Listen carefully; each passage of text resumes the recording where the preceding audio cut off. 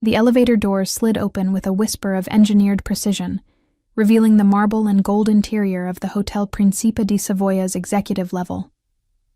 I stepped inside, my fingers still trembling slightly from the tension of the meeting I'd just concluded with the Calabrian associates. The scent of expensive cologne, something woody with notes of bergamot, clung to my custom Brioni suit as I pressed the button for the penthouse floor. The doors began to close when a hand shot through, triggering the sensor. They reopened to reveal a couple, and my entire world tilted on its axis. Isadora. 8 months. 8 months since I'd signed those divorce papers with a fountain pen that cost more than most people's cars. My signature brutal and final across the bottom of documents that severed us legally, if not emotionally. 8 months since I'd told her, with calculated coldness, that she didn't belong in my world. That her soft heart and artistic sensibilities had no place beside a man whose business required decisions she could never understand or accept. She stood there in a champagne-colored silk dress that moved like liquid against her skin, her dark hair swept up in a way that exposed the elegant line of her neck, the neck I used to kiss in the quiet hours before dawn when neither of us could sleep. But it wasn't her appearance that drove the air from my lungs. It was the man beside her.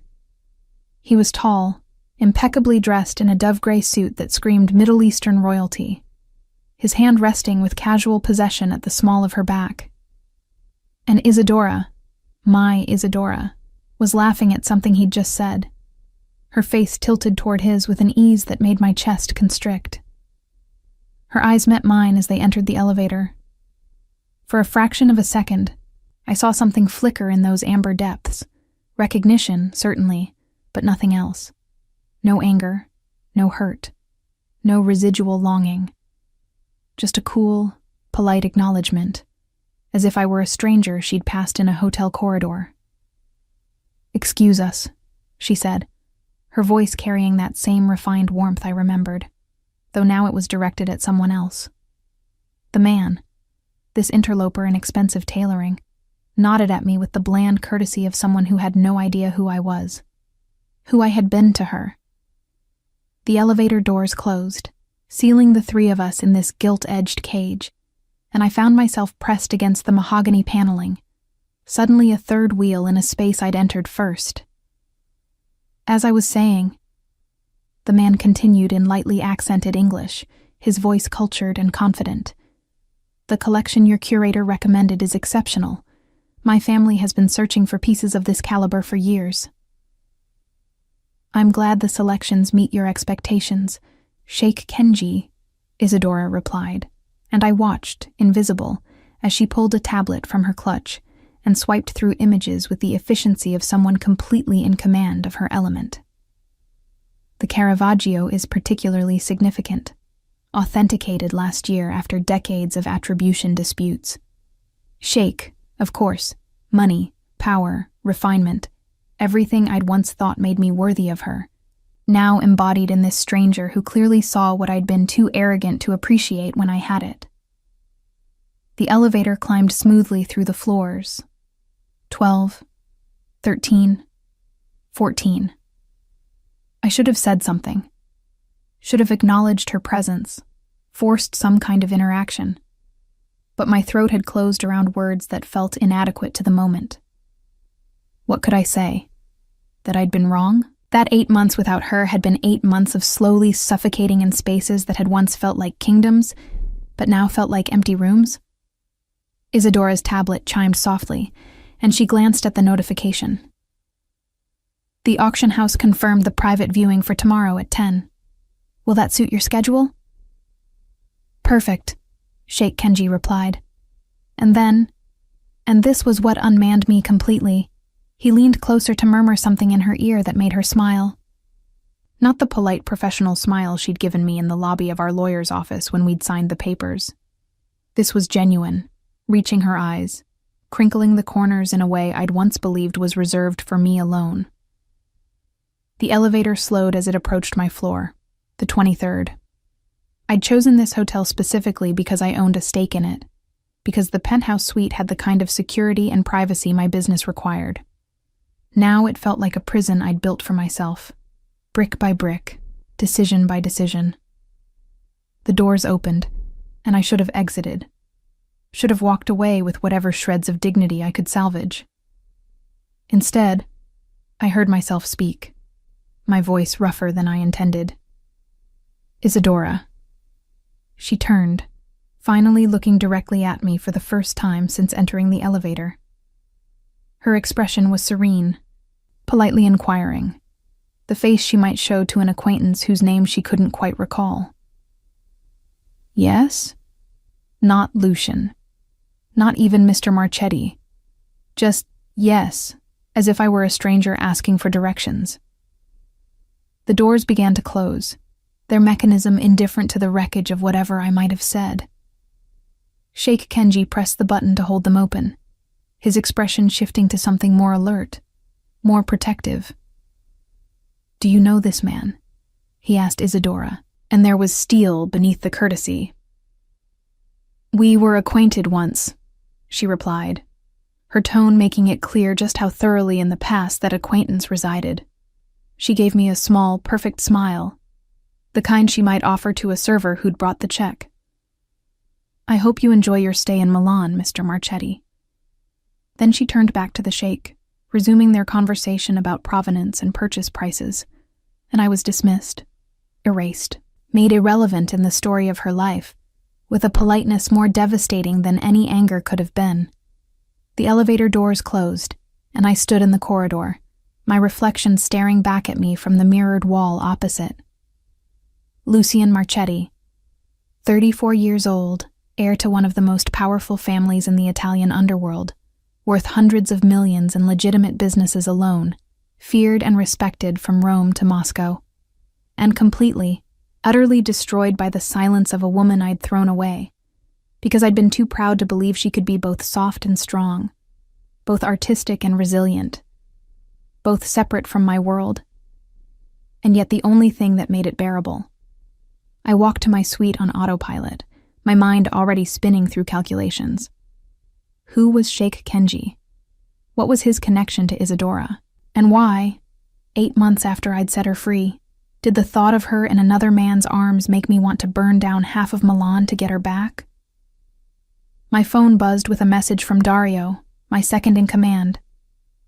Calabrian deal closed. They agreed to our terms. What's next? I stared at the screen, then typed a single word. Research. Because Lucian Marchetti had built an empire on information, on knowing every angle, every weakness, every pressure point. And if Isadora had moved on, had built a new life in the 8 months since I'd destroyed ours, then I would learn every detail of that life. Not to win her back. I wasn't delusional enough to think I deserved that chance. But because the alternative, the idea of simply letting her disappear into a future that didn't include me, was unbearable. The penthouse felt cavernous and cold as I entered, all marble and glass and carefully curated art that suddenly seemed like the hollow trappings they were. I poured myself 3 fingers of Macallan from the bar, the ritual automatic, and stood at the floor-to-ceiling windows overlooking the city. Somewhere in this sprawling metropolis, Isadora was laughing with a sheikh who looked at her the way I should have learned to look at her when I had the chance. With reverence instead of possession. With partnership instead of protection that felt more like a cage. My reflection in the glass looked back at me. Expensive suit, expensive watch. Expensive everything. All of it worthless compared to what I'd given up. The whiskey burned going down, but it was nothing compared to the burn of her silence, her serenity, her absolute indifference. She hadn't shouted, hadn't cried, hadn't even looked at me with hatred. She'd looked at me like I was nobody, like I meant nothing, and somehow that was worse than anything else she could have done. I pulled out my phone and sent another message to Dario. Find out everything about Isadora Santelli, where she's working, who she's working with, every detail, especially anything about a Sheikh Kenji. The response came quickly. Boss, are you sure that's wise? I wasn't sure of anything anymore, except that 8 months of trying to forget her had failed spectacularly, and seeing her in that elevator had ripped open wounds I'd thought were scarring over. "Just do it," I typed back, because wisdom had never been my strong suit where Isadora was concerned. From the moment I'd met her in that gallery in Florence, her explaining the symbolism in a Botticelli to a group of enraptured tourists, her passion for art lighting her up from within, I'd wanted to own that light, to keep it for myself. And when I couldn't reconcile her softness with the hardness my world required, I'd done what I always did with problems. I'd eliminated the variable. I'd divorced her, told myself it was for her own good, and spent 8 months pretending I'd made the right choice. Now, watching the city lights blur through the expensive glass of my expensive prison, I finally admitted the truth I'd been avoiding since I'd signed those papers. I'd made the worst mistake of my life, and I had no idea how to fix it, or even if it could be fixed. But I knew one thing with absolute certainty. I couldn't let her go again, not without trying. Not without fighting for something I'd been too arrogant to fight for when it mattered. The question was whether she'd give me the chance, or whether her silence, that devastating, dignified silence, would be her final answer. The information came in faster than I expected. Dario's network was efficient, built on years of cultivating contacts in every corner of European society, legitimate and otherwise. By morning, I had a complete dossier on Isadora's life since our divorce, and reading it felt like discovering I'd known nothing about the woman I'd married. Isadora Santelli, 29 years old, was now the most sought-after independent art curator in Europe. Not working for a gallery or museum, she'd built her own consultancy, advising private collectors and institutions on acquisitions, authentications, and sales. Her client list read like a who's who of old money and new power: Russian oligarchs, American tech billionaires, Middle Eastern royalty. Sheikh Kenji el-Rashid was a Qatari prince, heir to a petroleum fortune and a passionate collector of Renaissance art. He'd hired Isadora 6 months ago to help him build what he was calling a cultural bridge between East and West, a private museum in Doha that would house some of the world's most significant Western masterpieces. And he was, according to Dario's sources, also courting her with an intensity that went well beyond professional interest. I sat in my office, a converted 19th century palazzo near the Duomo, and studied the photographs Dario had included. Isadora, at gallery openings in Paris, Rome, London. Isadora having lunch with clients at Michelin-starred restaurants. Isadora attending the Venice Biennale with Sheikh Kenji, the two of them photographed in that same easy intimacy I'd witnessed in the elevator. She'd built this life in 8 months. 8 months. While I'd been telling myself she'd struggle without my protection, she'd created her own empire, one built on expertise and passion rather than fear and force. "There's more," Dario said, entering my office without knocking, a privilege only he enjoyed. He was 52, had been with my father before me, and had the kind of loyalty that couldn't be bought or coerced. "The prince is hosting a private dinner tomorrow night. Invitation only. Isadora will be there. She's presenting the final pieces for his museum collection." I looked up from the photographs. "Get me an invitation." Dario's weathered face remained impassive. "Boss, inserting yourself into her professional life." "I didn't ask for advice, Dario. I asked for an invitation." He sighed, the sound carrying decades of watching Marchetti men make decisions they'd later regret. "The dinner is at the prince's suite in the same hotel, the Principe di Savoia." Of course it was. The universe had a sense of irony. "The guest list is carefully vetted," Dario continued. "You'd need a legitimate reason to attend. Some connection to art or culture that would justify your presence." I leaned back in my leather chair, thinking.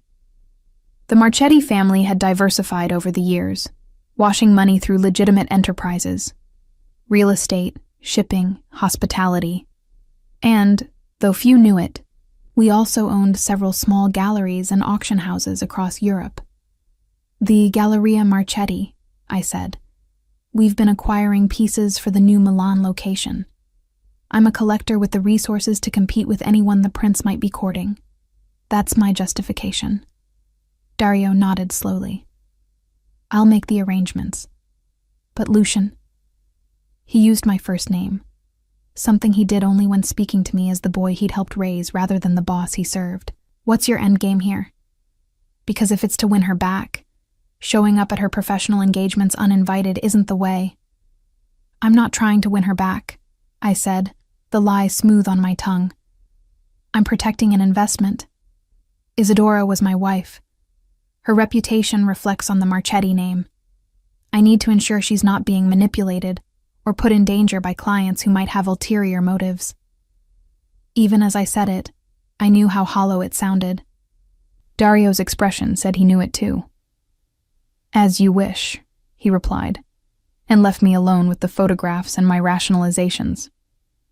The dinner was black tie, held in a private dining room that had been converted into a showcase for the pieces Isadora had selected. I arrived exactly on time, not early enough to seem eager, not late enough to be rude, and was greeted by Sheikh Kenji's assistant, a sharp-eyed woman who checked my credentials with the thoroughness of someone accustomed to vetting potential threats. Mr. Marchetti, she said, her accent British but her manner pure corporate efficiency. Sheikh Kenji is pleased you could join us. He's heard excellent things about your recent acquisitions for the Galleria Marchetti. I smiled, channeling the version of myself that had closed deals worth hundreds of millions, charming, cultured, completely in control. The Sheikh's reputation as a collector precedes him. I'm honored by the invitation. The dining room was intimate, perhaps 20 guests, all carefully chosen to represent different aspects of the art world. Museum directors, fellow collectors, a few critics whose opinions carried weight in the circles that mattered. And there, at the center of it all, was Isadora. She wore black, a simple sheath dress that should have been understated but instead made her luminous, like a pearl against dark velvet. Her hair was down tonight, falling in soft waves to her shoulders, and she was explaining something to an elderly man I recognized as the director of the Uffizi Gallery, her hands moving expressively as she spoke. She hadn't seen me yet. I accepted a glass of champagne from a server and positioned myself where I could watch her without being obvious, noting the way every person she spoke with leaned in, engaged, captivated. This was her element.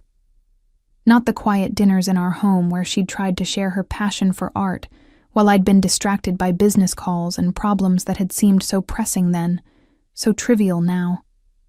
Here, she was radiant, confident in her expertise, comfortable in her skin, commanding the room without demanding attention. Mr. Marchetti? I turned to find Sheikh Kenji approaching, his expression pleasant, but his eyes calculating. He'd recognized me from the elevator then. Good. Let him wonder. Sheikh Kenji, I replied, shaking his offered hand with exactly the right amount of pressure. Firm but not aggressive. Thank you for the invitation. Your collection is remarkable. Credit belongs to Ms. Santelli, he replied, gesturing toward Isadora. Her eye is impeccable. Every piece she selected has significance beyond mere aesthetic value. Historical importance, provenance, cultural resonance. She's building not just a collection, but a narrative. He spoke about her with proprietary pride, and I felt something dark and primitive coil in my chest. Jealousy, yes, but also recognition. He saw what I'd failed to see when I had the chance. He valued what I'd dismissed. She's exceptionally talented, I agreed, keeping my voice neutral. You know her work, then? I know her, I said, and watched his expression shift as he processed the implication. Before he could respond, Isadora herself appeared at his elbow, her professional smile in place until she saw who he was speaking with. Then something flickered across her face. Surprise, quickly shuttered, replaced by the same polite neutrality she'd shown me in the elevator. Lucian, she said, and my name in her voice after 8 months of silence was both a gift and a knife. I didn't realize you'd be attending this evening. A last-minute addition to the guest list, I replied. matching her formal tone even as everything in me wanted to pull her aside, to demand answers, to ask why she looked at me like I was a stranger. The Sheikh's collection has garnered significant attention in art circles. I couldn't pass up the opportunity to see it for myself. "How thoughtful," she said, and her smile didn't reach her eyes. "Sheikh Kenji, if you'll excuse me, I should check on the final presentation arrangements." She slipped away before either of us could respond, moving through the crowd with practiced grace, and I was left with the Sheikh, who was now regarding me with considerably more interest. "You were married," he said. Not a question, a statement. "8 months ago, we divorced. Amicably." His eyebrow lifted slightly at the last word, as if he doubted its accuracy. "And yet you've come to an event where she's the featured consultant." As I said, her work has garnered attention. The art world is smaller than people realize, Sheikh Kenji. Our paths were bound to cross eventually. Indeed. He studied me with the same intensity I'd seen in the photographs. The look of a man accustomed to assessing value, whether of art or of people. "Ms. Santelli hasn't mentioned you." The words landed like a blow, though his tone was merely observational. Of course she hadn't mentioned me. Why would she? I was the past she'd moved beyond, the mistake she'd corrected. "She's professional," I said. I would expect nothing less. Dinner was announced, and we moved to the table, a long expanse of white linen and crystal that glittered under the chandeliers. I found myself seated, by design or coincidence, directly across from Isadora. Sheikh Kenji was at the head of the table, positioned so he could observe everyone, and I realized this entire evening was a performance, a way for him to showcase not just his collection, but his curator, his acquisition. Throughout the meal, Isadora discussed each piece with expertise and passion, explaining why it mattered, why it belonged in the collection, how it connected to the larger narrative the Sheikh wanted to build. I listened to her voice, watched her hands move, memorized the way she tilted her head when considering a question. And I saw the way Sheikh Kenji looked at her, not with the detached appreciation of an employer, but with the focused interest of a man who'd found something rare and had no intention of letting it go. Jealousy burned through me, irrational and intense. I had no claim on her. I'd given up that right when I'd signed the papers, when I'd told her she didn't belong in my world. But watching another man covet what I'd thrown away was a special kind of torture. When the meal concluded and guests began to circulate again, I waited until Isadora was momentarily alone, examining one of the paintings hanging on the far wall, a small Raphael Madonna, exquisite in its delicacy. "Beautiful," I said, approaching carefully, as one might approach something wild that could bolt at any moment. She didn't turn. "The Sheikh has excellent taste.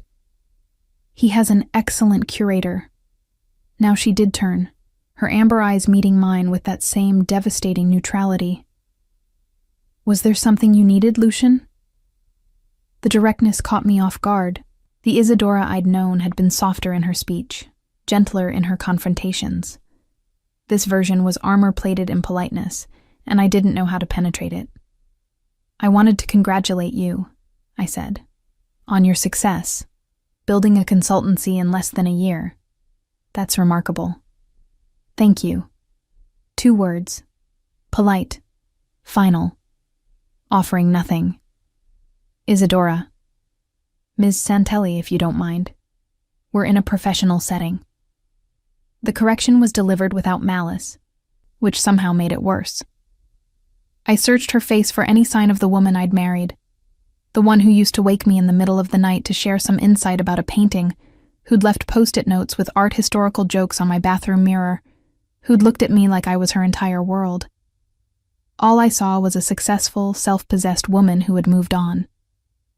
"Of course," I said. "Ms. Santelli, I apologize for the familiarity." She nodded, accepting the apology with the same grace she might accept a compliment from a stranger. Then she excused herself and returned to Sheikh Kenji's side, leaving me standing alone in front of a Madonna who seemed to observe my failures with sympathetic eyes. I left shortly after, unable to stomach watching Isadora and the Sheikh together any longer. But as my driver navigated the late-night Milan traffic, I made decisions. If Isadora had built a new life, a new career, a new identity separate from me, then I would understand every aspect of it. Not to destroy it, I'd caused enough destruction, but to know her again, this new version she'd become. And if Sheikh Kenji or anyone else thought they could claim her without challenge, they would learn that Lucian Marchetti didn't concede territory he valued. Even if that territory was a woman's heart he'd once broken. Even if she'd made it clear, without ever raising her voice or shedding a tear, that he had no right to fight for it. I pulled out my phone and texted Dario. I need a comprehensive report on every client Isadora is currently working with, every auction she's attending, every gallery opening on her calendar. And I want to know more about Sheikh Kenji, his interests, his weaknesses, his intentions toward her. The response was immediate. Boss, this is stalking territory. I stared at the message, then typed back. No, this is intelligence gathering. There's a difference. Even as I sent it, I knew the line I was crossing, knew that what I was doing was obsessive, potentially destructive, but I couldn't stop. 8 months of her absence had taught me nothing except that I couldn't live without her. And if she wouldn't speak to me, wouldn't acknowledge our history, wouldn't give me a chance to explain or apologize or beg, then I would make her notice me another way. Whatever it took. 3 weeks after the dinner, I'd become a ghost in Isadora's professional life. Invisible, but omnipresent. Every auction she attended, I was there, bidding against her clients, driving up prices on pieces she'd recommended.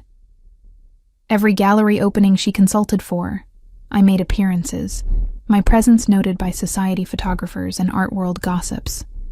Every article about her rising success, I ensured the Marchetti name was mentioned nearby, a reminder that we were still connected, still orbiting the same circles. I told myself it was business. The Galleria Marchetti was a legitimate enterprise, and my interest in the art world was genuine, even if it had been dormant during our marriage. But late at night, alone in the penthouse that still smelled faintly of her perfume in the closet where her clothes had once hung, I admitted the truth. I was trying to get her attention by any means necessary, and it was working. Mr. Marchetti, her voice, cool and professional, came through my phone one Thursday afternoon. We need to talk. I'd been in a meeting with the Venetian contacts, discussing territory disputes that seemed absurdly petty compared to the sound of her saying my name. I dismissed everyone with a gesture. Isadora. Ms. Santelli, she corrected. I'm calling because your recent activities are affecting my business. You've bid against 3 of my clients in the past 2 weeks, driving acquisition costs beyond their budgets. You've attended events where your presence serves no clear purpose except to distract from the artists being showcased. And you've had lunch with 2 collectors who were considering your services? I finished. Yes, and I recommended you enthusiastically. Was that also a problem? Silence on the other end, the kind that suggested she was choosing her words carefully, exercising the control that had become her signature. What do you want, Lucian? The question was direct, cutting through the pretense. I leaned back in my chair, looking out at the Milan skyline, and considered honesty. To talk to you. You won't return my calls. You won't meet with me privately. This seemed like the only way to get your attention. So you're sabotaging my professional relationships? I'm participating in the art world. If that happens to bring us into proximity, don't. Her voice, still controlled, now carried an edge. Don't insult my intelligence by pretending this is coincidence. You've never cared about art, Lucian. You thought my passion for it was charming, but ultimately frivolous. So this sudden interest is transparent. She was right, of course. During our marriage, I'd indulged her love of art the way one might indulge a child's hobby, supportive but dismissive, never understanding that it was the core of who she was. Perhaps I've changed, I said. People don't change, Lucian. They just reveal who they always were. The words landed with precision, and I wondered which version of me she thought was the revelation. The man who'd married her, or the man who'd divorced her. Meet me for coffee, I said. 1 hour, public place, just to talk. We have nothing to discuss. We have 8 years of marriage to discuss. We have the fact that I made a mistake when I let you go. You didn't make a mistake. Her interruption was sharp, the first real emotion I'd heard from her in weeks. You made a choice. You decided I didn't belong in your world. And you were right. I didn't belong in a world where art was decoration, and love was ownership, and partnership meant I should smile quietly, while you made decisions about both our lives. Each word was a scalpel, precise and devastating. So I built my own world, she continued, her voice steadying. One where my expertise matters, where my choices are respected, where I'm valued for what I know, not for whose wife I am. And in my world, Lucian, you don't have entrance. The line went dead. I sat motionless, her words echoing in the sudden silence of my office. The truth of them was undeniable. I had treated her exactly as she'd described. I'd loved her, yes, but I'd loved her the way I loved my collection of vintage watches. Beautiful things to be protected and possessed, not partners with their own agency and ambitions. My phone buzzed with a message from Dario. The Vienna auction is tomorrow. Isadora will be there representing the Sheikh. Do you still want me to arrange your attendance? I stared at the message for a long moment, then typed, No. Cancel it. Because if I'd learned anything from that phone call, it was that my current strategy, inserting myself into her professional life, using my resources to create proximity, was achieving the opposite of what I wanted. I wasn't getting closer to her. I was pushing her further away. I needed a different approach. Not force, not manipulation, not the tactics that had served me well in business, but had destroyed my marriage. I needed to actually change, not just claim to. Over the next month, I withdrew from Isadora's orbit entirely. No more auction appearances, no more gallery openings, no more carefully orchestrated coincidences designed to remind her I existed.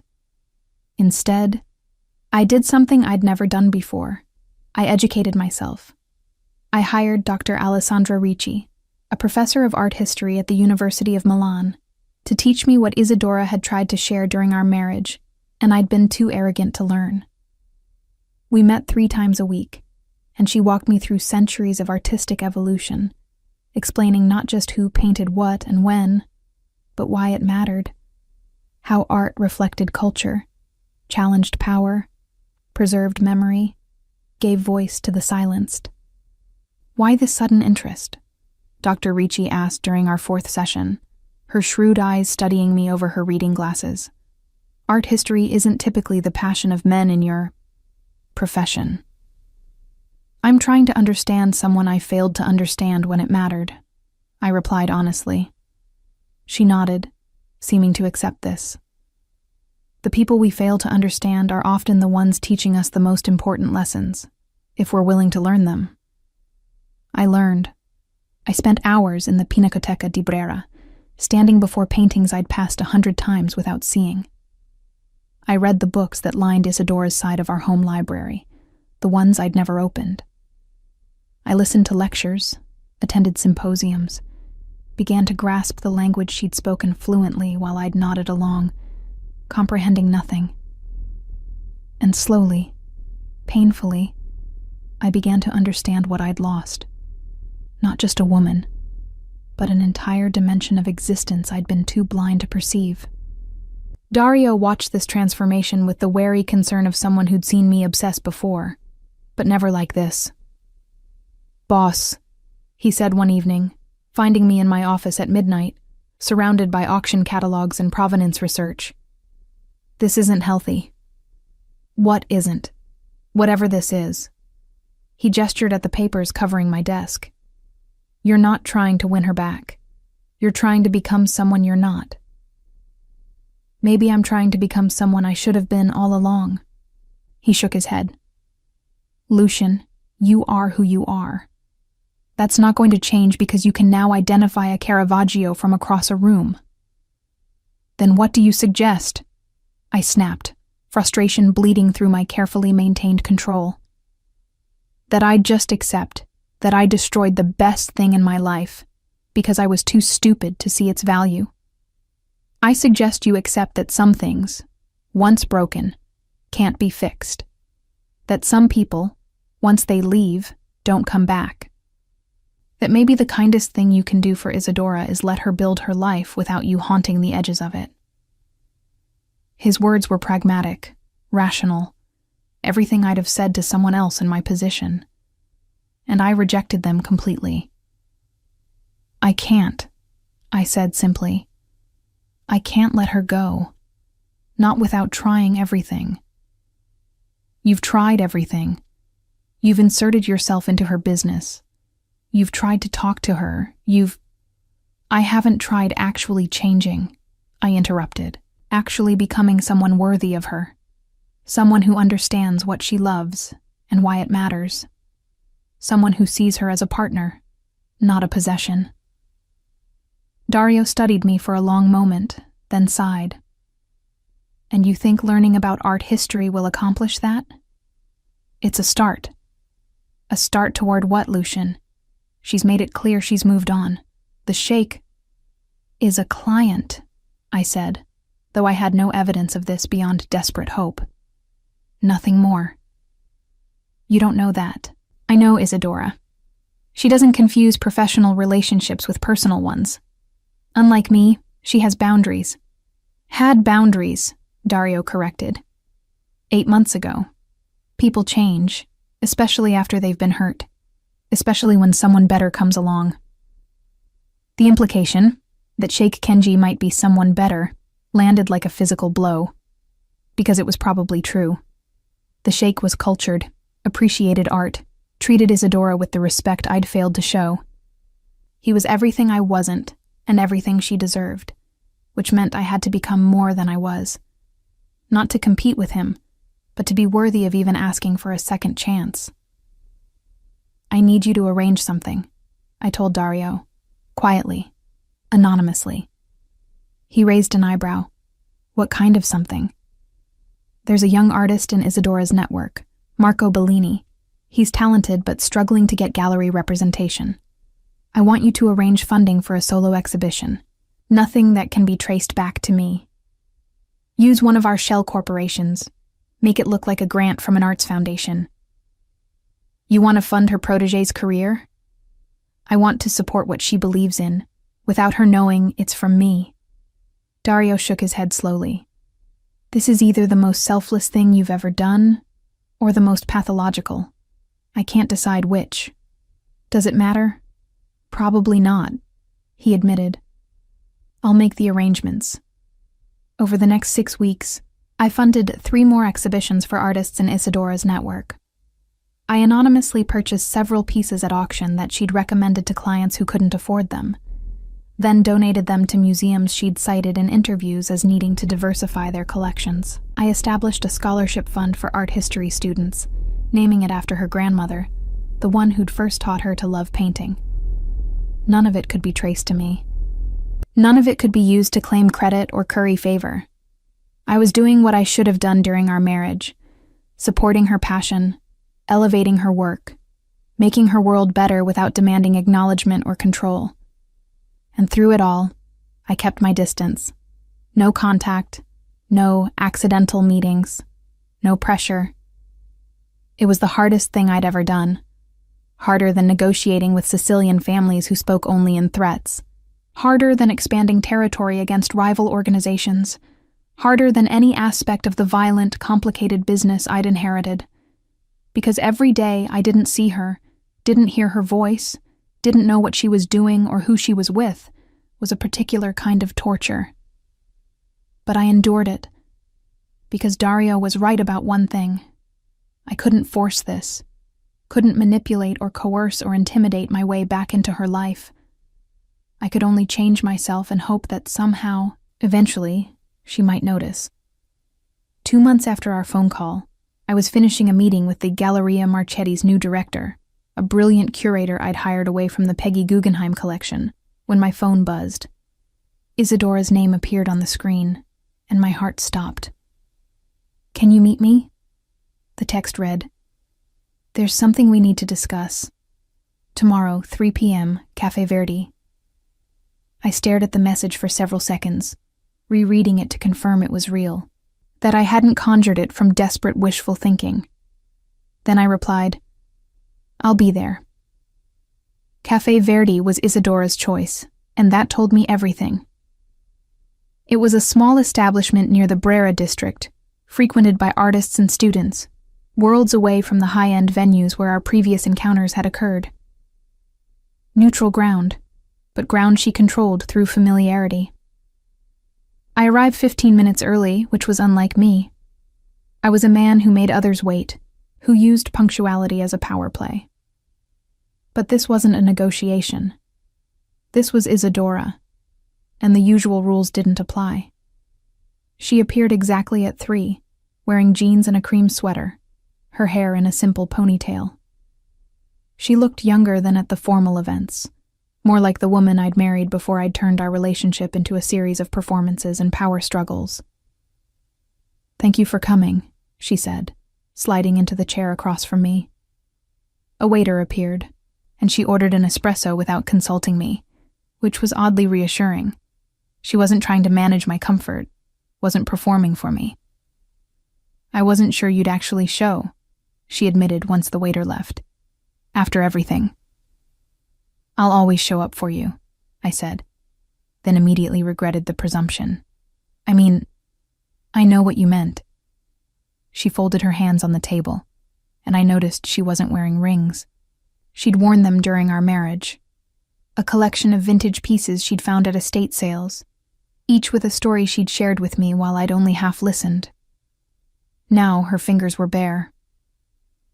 "I've been hearing things," she said, "about anonymous funding for emerging artists, about collections being donated to museums, about scholarships established in my grandmother's name." My chest tightened. I'd been so careful to keep it untraceable, to ensure she wouldn't know. "I'm not sure what this has to do with me," I said carefully. "Lucian." She said my name with a mixture of exasperation and something that might have been amusement. I've spent my entire professional life researching provenance, tracing ownership through layers of deliberate obscurity. Did you think I wouldn't eventually trace the shell corporations back to Marchetti Holdings? I had no response to that. She'd outmaneuvered me with her own expertise, which was somehow both humiliating and impressive. "Why?" she asked. "Why fund my artists, donate to my causes, establish scholarships in my family's name? What's the end game, Lucian?" The espresso arrived, providing a momentary reprieve. I watched her add sugar, stir precisely 3 times. The same ritual I'd witnessed 1,000 mornings during our marriage, and realized there was no point in strategy or deception. "There's no endgame," I said. "Or if there is, it's the hope that maybe, eventually, you'll believe I've changed. People don't change. You said that before. But what if you're wrong? What if people can learn, can grow, can become better versions of themselves?" She sipped her espresso, studying me over the rim of the cup. "And you think you've become a better version of yourself?" "I think I'm trying to. I've spent the past 3 months learning everything I should have learned when we were married. About art, about culture, about why these things matter. Not to impress you or win you back, but because I finally understand that I failed you, not just as a husband, but as a person who claimed to care about you. while never bothering to understand what you cared about. She set down her cup carefully. You hired Dr. Ricci. It wasn't a question, and I realized Isadora's network in the Milan art world must have informed her of my educational endeavors. I did. Why? Because you tried to share your passion with me for 8 years, and I was too arrogant to listen. Because I wanted to understand what I'd dismissed. Because I stopped, choosing words carefully. Because loving you meant I should have loved what you loved, not just tolerated it. Loved. She focused on the past tense. Past tense. Love, I corrected. Present tense. Continuous tense. However grammar works, that hasn't changed. She was quiet for a long moment, her fingers tracing the rim of her cup in patterns I'd once known by heart. You hurt me, she said finally, her voice soft but clear. Not with violence or cruelty in the traditional sense, but with dismissal. With making me feel like everything I valued was frivolous compared to your world. With loving me, but not respecting me, which might be worse than not loving me at all. Each word was a blade, but I deserved every cut. I know. And you think funding some exhibitions and taking art history classes fixes that? No. I met her eyes. I think it's the beginning of trying to become someone who wouldn't make those mistakes again. Someone who sees you as an equal, not an acquisition. Someone who understands that your world has just as much value as mine. Probably more. She laughed, but without humor. Probably more, still measuring, still comparing. Even in your apology, Lucian, you can't help but rank things.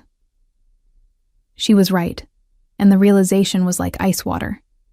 Even in trying to change, I was falling back into old patterns. You're right, I said. I'm sorry. Your world has value. Period. Not in comparison to anything else. It has inherent value because it matters to you. Because art matters. Because culture and beauty and meaning matter. I should have seen that from the beginning. She searched my face, and I let her look, hiding nothing. Let her see the regret, the longing, the desperate hope that maybe this conversation was leading somewhere other than final closure. Sheikh Kenji asked me to marry him, she said abruptly. The world tilted. I'd known this was possible, probable even, but hearing it stated so baldly was different from knowing it theoretically. And, I managed to ask, though my voice sounded distant to my own ears, and I told him I needed time to think about it. Not yes, not yet. The relief was dizzying. He's a good man, she continued. He respects my work. He values my expertise. He's building something beautiful in Doha, and he wants me to be part of it. Not as a wife who stays home, but as a partner who helps shape his cultural vision. Everything I should have offered her and hadn't.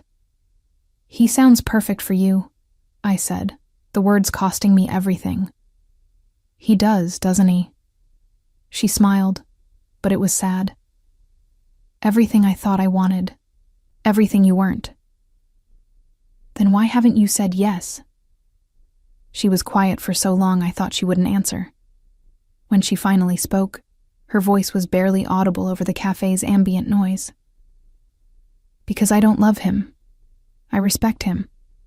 I enjoy working with him. But I don't love him. And after being married to someone I loved but who didn't respect me, I'm not sure I can marry someone I respect but don't love. Hope, dangerous and fragile, flickered to life in my chest. Isadora. Don't. She held up a hand. Don't say anything. I didn't tell you this to give you hope or to invite you back into my life.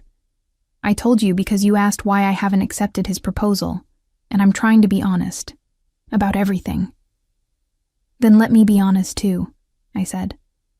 I made the worst mistake of my life when I let you go.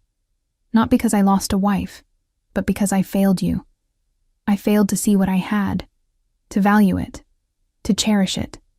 And I've spent 8 months trying to forget you, and 3 months trying to become someone worthy of even asking for forgiveness. Is that what you want? Forgiveness? I want you, I said. I want another chance. I want to show you that I can be the partner you deserved all along. But I know I have no right to ask for any of that. So yes, if forgiveness is all you can offer, I'll take it. I'll take whatever you're willing to give. She stood then, gathering her bag, and panic seized me. This couldn't be how it ended, with her walking away while I'd finally been honest. I need to think, she said. About a lot of things. About Kenji's proposal. About your transformation, if that's what it really is. About what I want for my future. Can I see you again? I asked. Just to talk? I don't know if that's wise. Probably not, I agreed. But I'd like to try anyway. She looked at me for a long moment, her expression unreadable. Then she nodded once. I'll think about it. And then she was gone, leaving me at the small table with 2 empty espresso cups and a heart that felt simultaneously crushed and hopeful. Dario was waiting when I returned to the office, his expression grim. We have a problem, he said. The Calabrian families are moving against us. They think your distraction with personal matters has left vulnerabilities in our territory. For years, this would have been my first priority, protecting the business, maintaining power, crushing threats before they could materialize. Now, I felt only detachment. Handle it, I told him. Use whatever resources necessary. I trust your judgment. He stared at me as if I'd spoken a foreign language. You want me to handle a territorial dispute without your direct involvement? I hired you for your expertise, Dario. I should have been trusting it all along rather than micromanaging everything. Deal with the Calabrians. I have more important things to focus on. More important than territory disputes? Yes. Than business? Yes. Than any of it? I met his eyes. I let the best thing in my life slip away because I thought all of this mattered more. I'm not making that mistake twice. For the first time in the 20 years I'd known him, Dario smiled. Genuinely smiled. Not the grim professional expression he usually wore. It's about time you figured that out, boss. Over the next 3 weeks, I lived in a state of suspended anticipation, waiting for Isadora to contact me, to tell me she'd thought about it, to give me an answer of any kind. The silence was worse than rejection would have been. I continued my education with Dr. Ricci, read everything I could find that Isadora had written or been quoted in, tried to understand the woman I'd married and failed to know, and I made a decision. If she chose Sheikh Kenji, if she decided that a man who'd respected her from the beginning was better than a man trying to learn respect after the fact, I would accept it. I would withdraw completely. No more interference. No more sabotage. No more haunting the edges of her life. But not before I said everything I needed to say. I drafted a letter, not an email, not a text, but an actual letter written by hand on thick paper. I rewrote it 7 times before I was satisfied, and even then, it felt inadequate to what I wanted to express. I was sealing the envelope when my phone rang. Isadora's name on the screen. I answered, my voice steady despite the chaos in my chest. Hello. Can you meet me tomorrow? She asked. Same place, same time? I'll be there. Good. We need to talk about what happens next.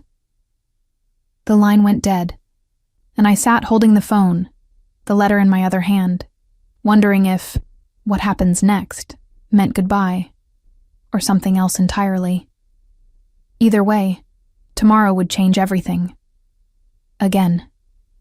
I arrived at Cafe Verde 30 minutes early this time, the letter folded in my jacket's inner pocket like a talisman. The same waiter from before nodded in recognition, and I wondered if he knew he was witnessing the slow-motion collapse and possible resurrection of my life. Isadora arrived precisely on time again, this time in a navy dress that reminded me of the one she'd worn to the gallery opening where we'd met 12 years ago. Before marriage, before I'd ruined everything. "Thank you for coming," she said, taking the same seat as before. The waiter brought her espresso without asking, suggesting she'd been here often enough to have a usual order.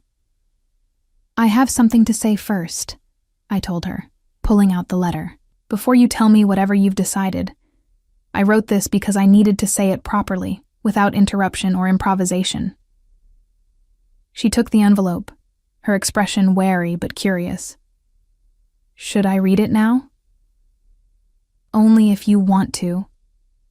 She opened it carefully, and I watched her eyes track across the handwritten lines. I'd memorized every word. Isadora, for 8 years, I had everything, and I understood nothing. I had a wife who saw beauty in the world and tried to share it with me. I had a partner who challenged me to be better, and I resented the challenge. I had love freely given, and I treated it as a commodity to be managed rather than a gift to be cherished. You asked me once what I was afraid of. I told you nothing, because that's what men in my position are supposed to say. The truth I was too cowardly to admit then. I was afraid that if I truly saw you, truly understood the depths of your mind and the strength of your spirit, I would realize how inadequate I was by comparison. So I dismissed what I didn't understand. I minimized what threatened me. I made you smaller in my mind, so I could feel larger, and in doing so, I diminished us both. You were right when you told me I don't have entrance to your world. I forfeited that right when I failed to respect the woman who built it, but I'm writing to you now not to ask for that entrance back, but to tell you what I've learned in your absence. That love without respect is possession, not partnership. That beauty and meaning aren't frivolous. They're what make existence bearable. That you were never the one who didn't belong in my world. I was the one who didn't deserve to belong in yours. I've spent 3 months trying to understand what I failed to see. Not to win you back, though I'd be lying if I said I didn't hope for that. But because I owed it to you, to the woman who tried for 8 years to share herself with me while I was too blind to see. If you choose Sheikh Kenji, I'll understand. He saw your value from the beginning.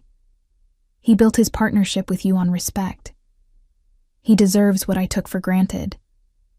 But if there's any part of you that remembers who we were before I broke us, that wonders if I've truly changed, that's willing to risk being hurt again, I'm here.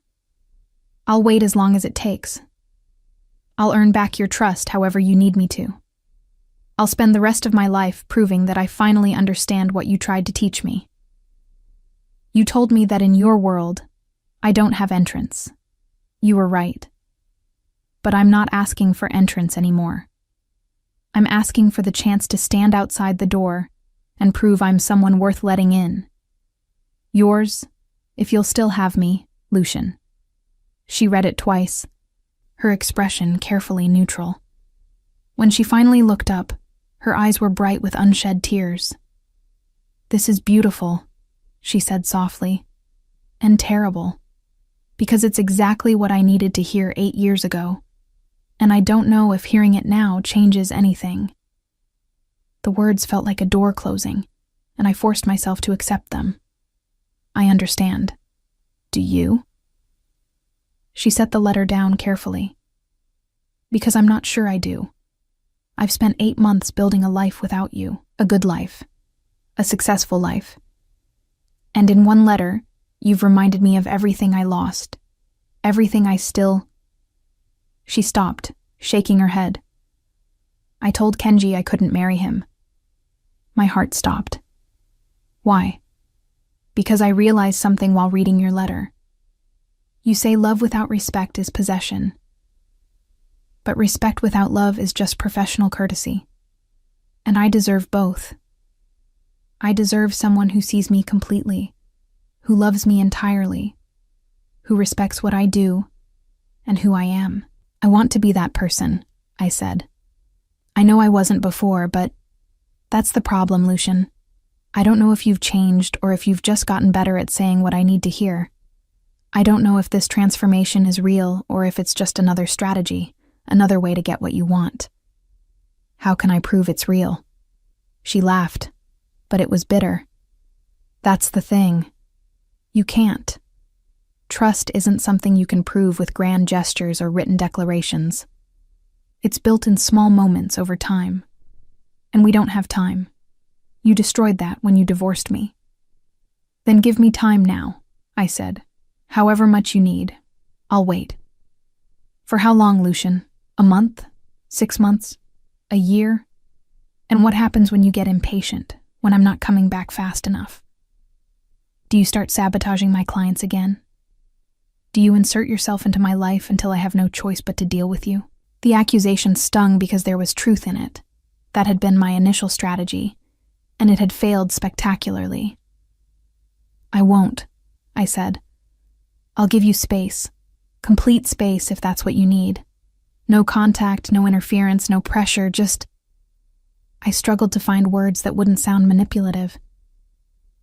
Just know that I'm here, that I've changed, or I'm trying to, that I finally understand what I lost.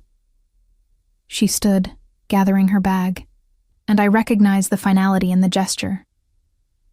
I need to think, she said, about everything, about whether I can trust this change, whether I even want to, about what I want my life to look like going forward. Can I ask you something? I said as she prepared to leave. One question. Do you still love me? Even a little? She was quiet for so long I thought she wouldn't answer. When she finally spoke, her voice was barely above a whisper.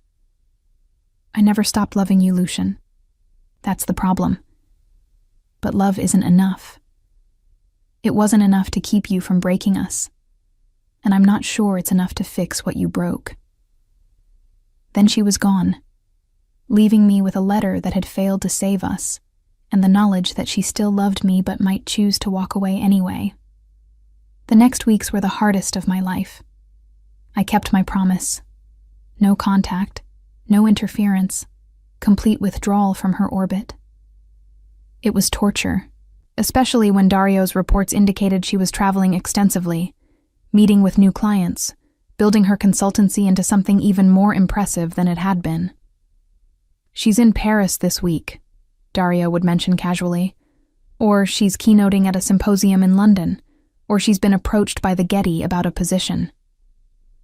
Each update was a reminder that Isadora's life was continuing, expanding, thriving without me in it. I focused on my own transformation, not as a strategy to win her back, but because I'd committed to it, and because somewhere in the process, I'd discovered I genuinely valued what I was learning. Dr. Ricci and I finished our sessions, but I continued studying on my own, visiting museums not because Isadora might be there, but because I was beginning to understand what she'd tried to teach me. That art wasn't decoration or investment, but meaning made visible. 2 months passed with no word from her. I was beginning to accept that her silence was her answer when my phone rang at 2 a.m. Unknown number. I almost didn't answer. Lucian? Isadora's voice, shaking and urgent. I need help. I was on my feet instantly, every protective instinct roaring to life. Where are you? What's wrong? I'm at the hospital, Villa Maria. There was an accident. Someone tried to force me off the road. I'm okay, just shaken. But the police are asking questions about whether I have enemies, and I didn't know who else to call. I'm on my way. Don't talk to the police until I get there. And Isadora... I grabbed my jacket, my keys, already moving. Are you really okay? Are you hurt? Just bruised, scared. Lucian, they weren't trying to steal my car. They were trying to... Her voice broke. They were trying to hurt me specifically. Ice flooded my veins. I'll be there in 10 minutes. Stay in the emergency room where there are people. I'm sending Dario ahead with security. I made the calls as I drove, Dario to the hospital with 4 of our best men, my lawyer to deal with the police, my contacts in the department to find out what they knew about the incident.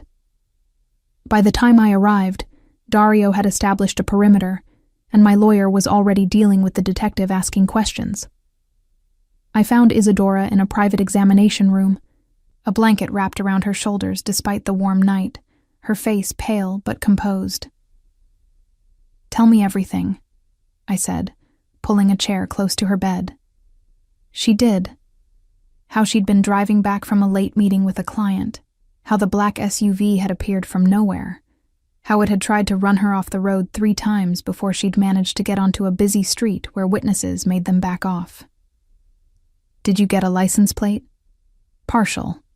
The police have it. I already had people running it through channels the police couldn't access.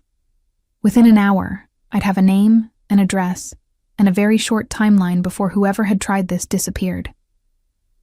"This is because of me," Isadora said quietly. "Isn't it? Someone trying to get to you by hurting me?" The guilt was immediate and crushing. "I don't know yet, but I'll find out. I left you, Lucian. We're divorced. Why would anyone think hurting me would affect you? Because it would destroy me, and anyone who'd been watching closely enough would know that." "I'll handle it," I said.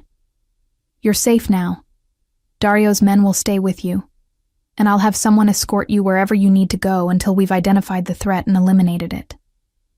Eliminated it. She repeated my words with something like fear. "This is what I left, Lucian. This violence, this danger, and it's followed me anyway. I'm sorry." The words were inadequate. "I'm so sorry, but I promise you whoever did this won't get another chance. I'll make sure of it." She looked at me then, really looked at me, and I saw calculation behind the fear. "If you do this, if you protect me, eliminate this threat, fix this problem, I'm back in your world, aren't I? Back in your debt. Back in a position where I owe you." "No." I took her hand carefully, half expecting her to pull away. She didn't. "You don't owe me anything. This is my responsibility because my world created the danger. Protecting you from consequences of knowing me isn't a favor you owe me. It's the bare minimum of decency I should have provided all along." Her fingers tightened on mine. "I'm scared.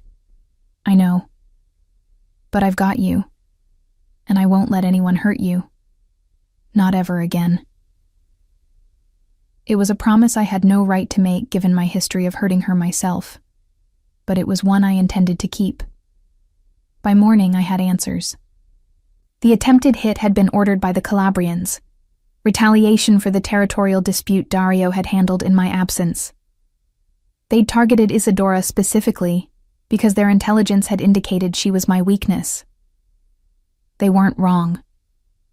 "How do you want to handle it?" Dario asked, his expression grim. "Retaliation? Negotiation? Or do we make an example?" I looked at Isadora, who'd finally fallen asleep in the hospital bed, her face still too pale, one hand clutching the blanket like a shield. "Negotiation," I said, surprising both of us. "I'll meet with them personally. We'll draw new boundaries. And I'll make it clear that Isadora is off limits, that anyone who touches her answers to me, regardless of our marital status." "That's going to invite questions," Dario warned. "About whether she's still important to you. Let them question. The answer is yes. She'll always be important to me, and anyone who doesn't understand that is welcome to test my commitment to that statement." The meeting with the Calabrians was tense but productive. I offered concessions I wouldn't have considered before.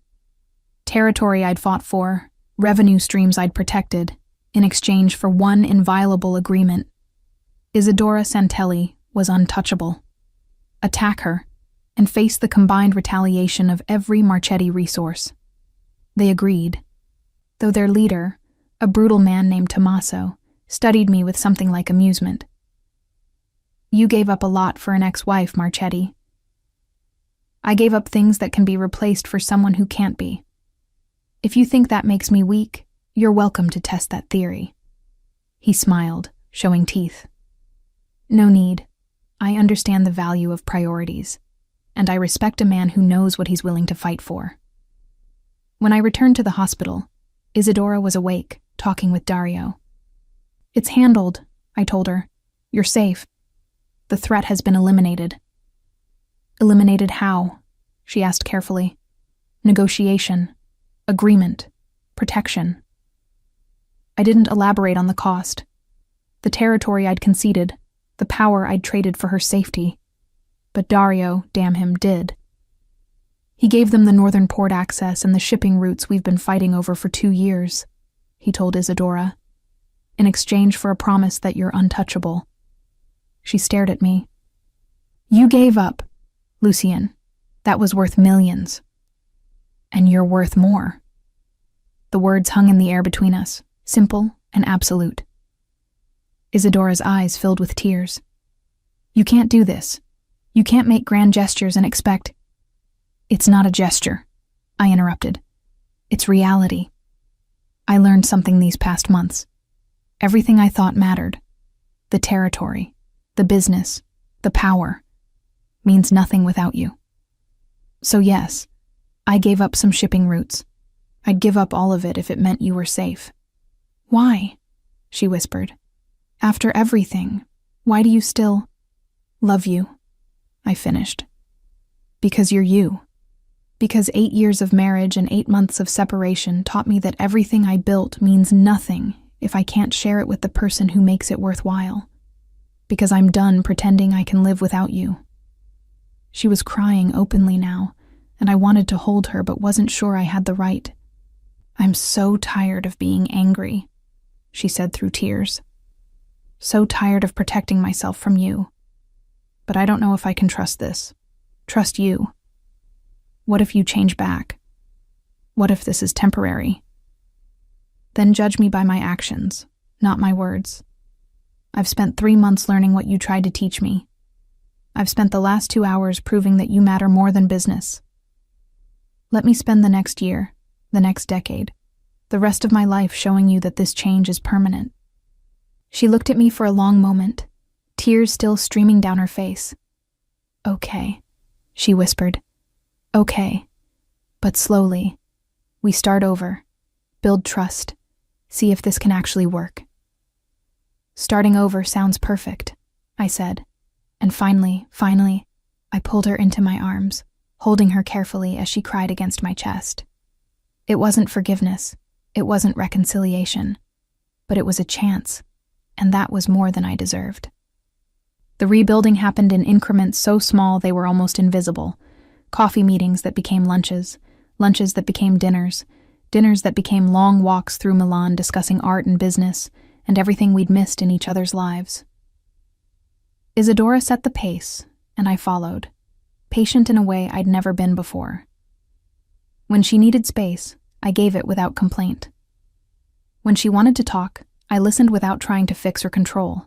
When she shared her fears about trusting me again, I acknowledged them rather than dismissing them.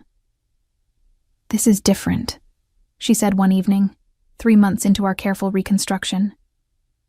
We were in her apartment, a space I'd never seen, decorated with her art and her taste, no trace of my influence. "You're different. Or maybe you're finally seeing who I should have been all along," I replied. "Maybe." She was curled on her sofa, a book about Baroque painting in her lap, but I'm still scared. What happens when the newness wears off? When I frustrate you or disagree with you? Will you revert to the man who thought his way was the only way? I hope not. But Isadora. I set down my own book, an analysis of Caravaggio's use of light that Dr. Ricci had recommended. I can't promise I'll never make mistakes. I can only promise I'll recognize them faster and correct them sooner, that I'll listen when you tell me I'm wrong, that I'll value your perspective as much as my own. She studied me with those amber eyes that saw everything. "You gave up the Calabrian territories for me." "I did. Dario says it's caused problems with your position, made some of the families question your priorities. Let them question. My priorities are exactly where they should be. And if they challenge you? If this costs you the business you've built? I crossed to the sofa, sitting beside her carefully, not touching, but close enough to feel her warmth. Then it costs me the business. Isadora, I spent 34 years building an empire. It took me 8 months without you to realize that empire means nothing if I'm alone in it. I'd rather have you and nothing else than have everything without you.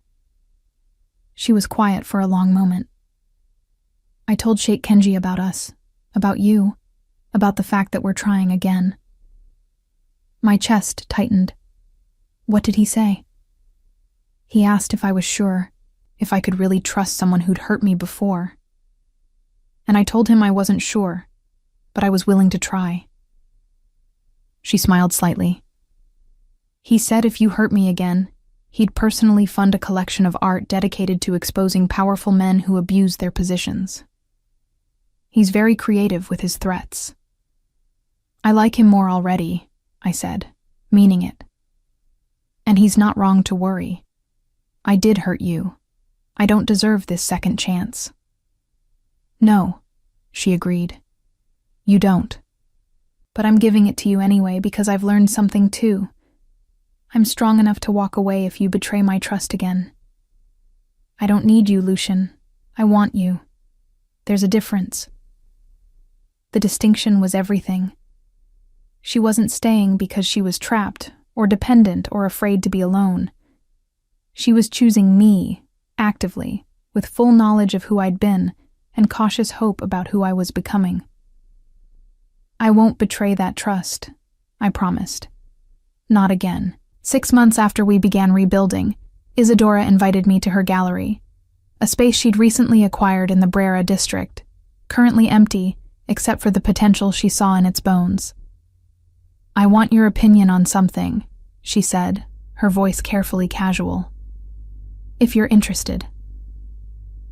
We walked through the space together, and she explained her vision. Not a traditional gallery, but a rotating exhibition space focused on emerging artists, a place where talent could be showcased regardless of commercial viability or establishment connections. It's risky, she admitted. I'll need significant funding, and the return on investment isn't guaranteed. But I think Milan needs a space like this, where art is valued for meaning rather than market price. It's brilliant, I said, meaning it. Exactly the kind of project that would have terrified me before because I couldn't control the outcome. Now I just see how perfectly it reflects who you are. She smiled, and it reached her eyes for the first time in months, genuine pleasure not tempered by caution. Would you want to invest? She asked. Not as a silent partner or a favor, but as an actual partner. Someone who helps make decisions, who shares the risk and the vision. The offer meant more than money or business. It was trust. It was partnership. It was a chance to build something together as equals. I'd be honored, I said. On one condition. You make all the curatorial decisions. This is your vision, your expertise. I can handle logistics, funding, security, but the art, the direction, the meaning, that's yours. She turned to face me fully, and I saw tears in her eyes. You really have changed. I've learned, I corrected, from the best teacher I could have had. The kiss, when it happened, felt like coming home. Soft and careful, but with the promise of more, of rebuilt intimacy and hard-won trust. We didn't rush it. We took our time, rebuilding not just our relationship but ourselves, becoming people who could be together without destroying each other. 2 years after that elevator encounter in the Hotel Principe di Savoia, Isadora's gallery opened to critical acclaim. The first exhibition featured Marco Bellini, the young artist whose career I'd anonymously supported, and the opening night was packed with collectors, critics, and artists, all celebrating not just the work, but the space itself. I stood to the side, watching Isadora move through the crowd with confidence and grace, explaining pieces, making introductions, creating connections. This was her element, and I was merely a guest in it, supporting but not controlling, present but not possessive. "You look happy," Dario observed, appearing at my elbow with 2 glasses of wine. "I am," I said, accepting the glass. "For the first time in years, I actually am." "She's good for you. Makes you better." "She always did. I was just too stupid to see it. And now I see it, and I work every day to deserve it." Isadora caught my eye across the room and smiled. And in that smile, I saw everything we'd lost and found again. Not the same as before, but better for having been broken and rebuilt. Later, after the crowd had dispersed and we were locking up the gallery together, she took my hand. "Lucian?" "Yes?" "I love you. Present tense, continuous however grammar works." The words, so similar to what I'd said to her months ago, made my chest tighten with emotion. "I love you too," I replied. "And I promise—" "Don't promise," she interrupted gently. "Just be the person you've become. Be the partner I need. Be present and honest and willing to grow. That's all I ask." "I can do that," I said. And I did. We remarried 2 years later in a small ceremony attended by people who mattered. Dario, Dr. Ricci, Sheikh Kenji, who gave Isadora away with his blessing, artists from her network, a few family members I'd actually learned to connect with properly. No elaborate displays of wealth, no power plays or strategic guest lists.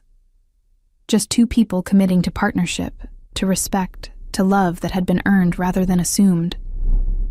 During our vows, I promised to see her, to value her, to build with her rather than for her.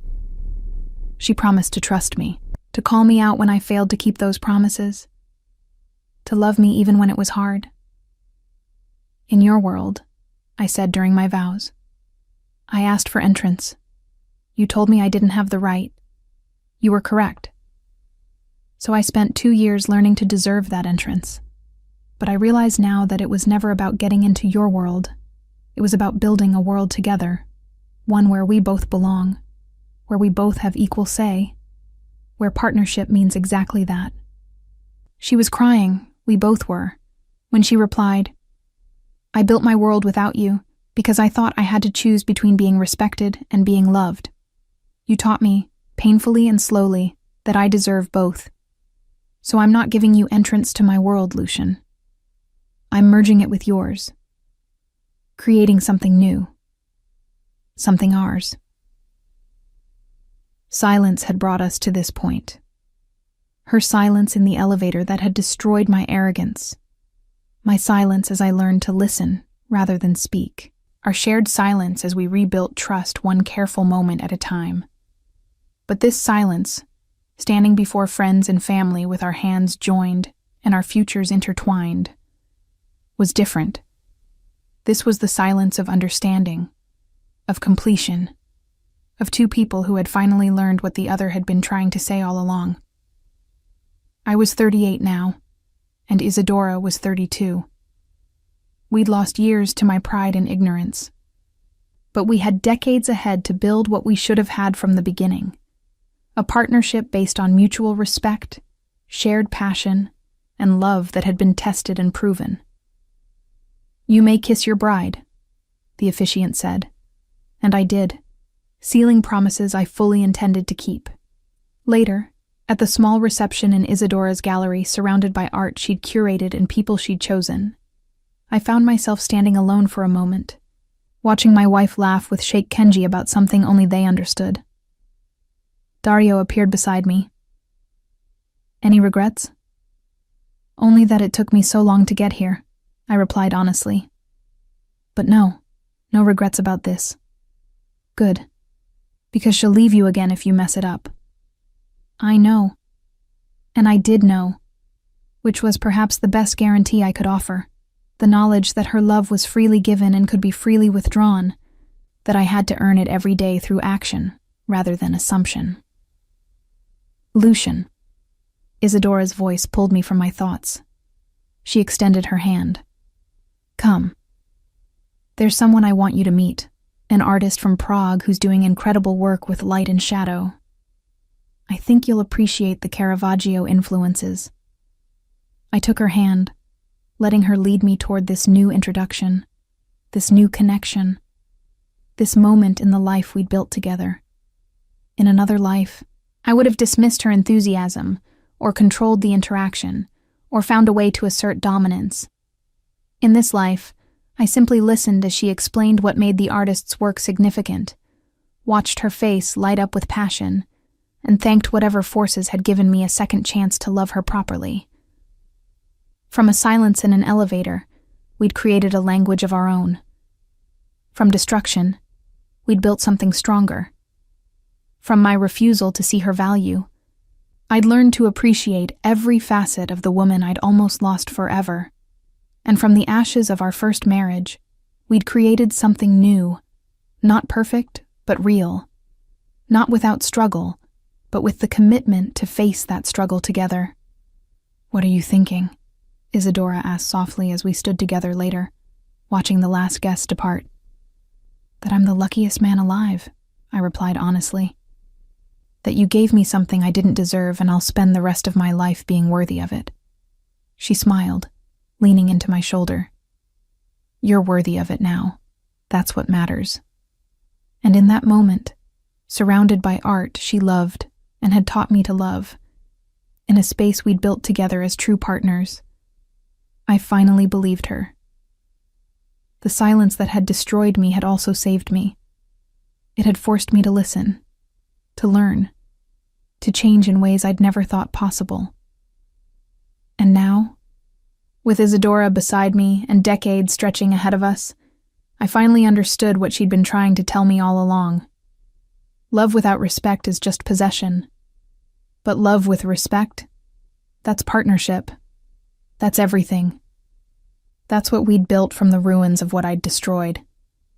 And I would never take it for granted again.